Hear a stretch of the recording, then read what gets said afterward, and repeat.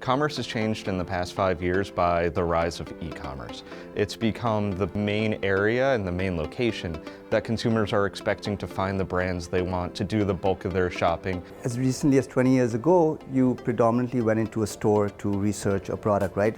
Now, almost all customer research begins online because you have far more information, variety, and data.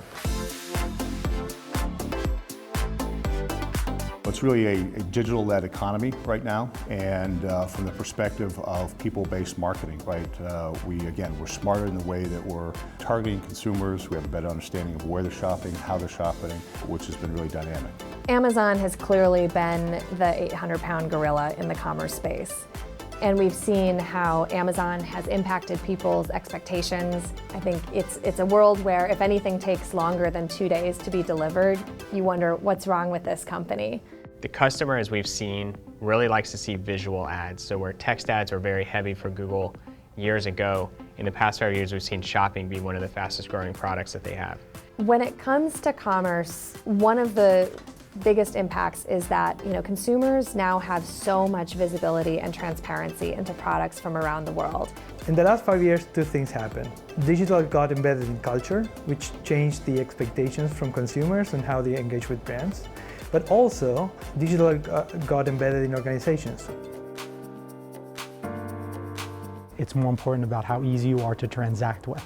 Brands and consumers actually expect seamless experiences and ultimately speed to get what their want, need, and desires are to be fulfilled. As marketers, we're a lot smarter in terms of who we're targeting, how we're targeting, where we're targeting consumers. So from a behavioral perspective, we're understanding really what makes these consumers tick. We're using things like purchase data, browsing data, lookalike modeling, and a number of other really rich targeting layers to try to find people and get them to purchase.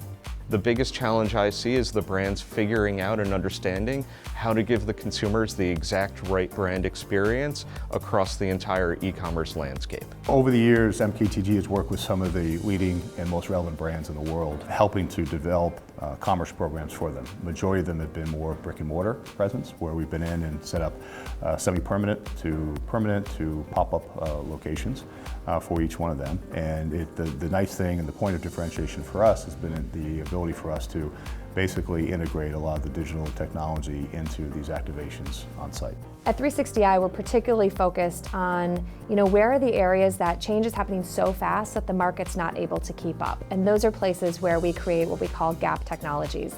Commerce is a huge area where we're focused on creating some of these gap technologies. At Isobar, we're trying out this concept. It's in its infancy phases, but we're trying to develop sort of an online avatar, which is a very accurate representation of a person, such as yourself. And you can actually then go to a brand that we're working with where you can try on their clothing online and actually see how you look on it. At that point, you can take a few different options and then post them on your social media, Instagram, Facebook, whatever profiles, and get your friends and peers feedback on how you look in those outfits. Augmented reality can change the in-store experience because essentially you have your most successful salesperson in your pocket.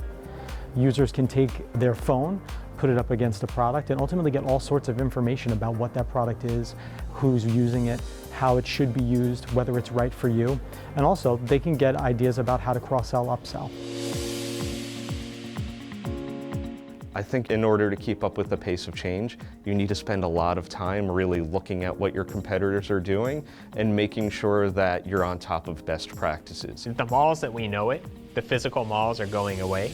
The digital malls are growing. And Google has a new product called Google Express. It's been around for a while to really compete with Amazon on very fast delivery.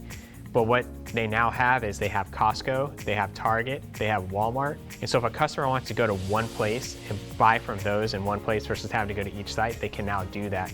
We partnered with Sunglass Hut to completely change the way they viewed in-store and online marketing. Sunglass Hut was facing similar challenges to most retailers in that they were having declining store traffic. So what we did is we went ahead and unpacked everything we were doing with them from an offline and online perspective to go ahead and think about how we can measure differently. That resulted in a 25% increase in investment for Sunglass Hut and actually metrics that went against trend for how many people were visiting the stores. What brands and retailers need to do is to rethink the way they engage with consumers at the point of sale. We at MKTG are starting to integrate a lot more in terms of technology in what we're doing to help create a more of an immersive experience, to engage the consumer more dynamically, whether that's through virtual reality, augmented reality, artificial intelligence. I think in the next several years, we're going to see a lot of companies come in that are completely rethinking what retail is and how to make consumers happy, other than simply offering them the widest assortment. With retail and digital, as part of culture, as part of the same thing. Digital is not a component of life right now, it is part of life.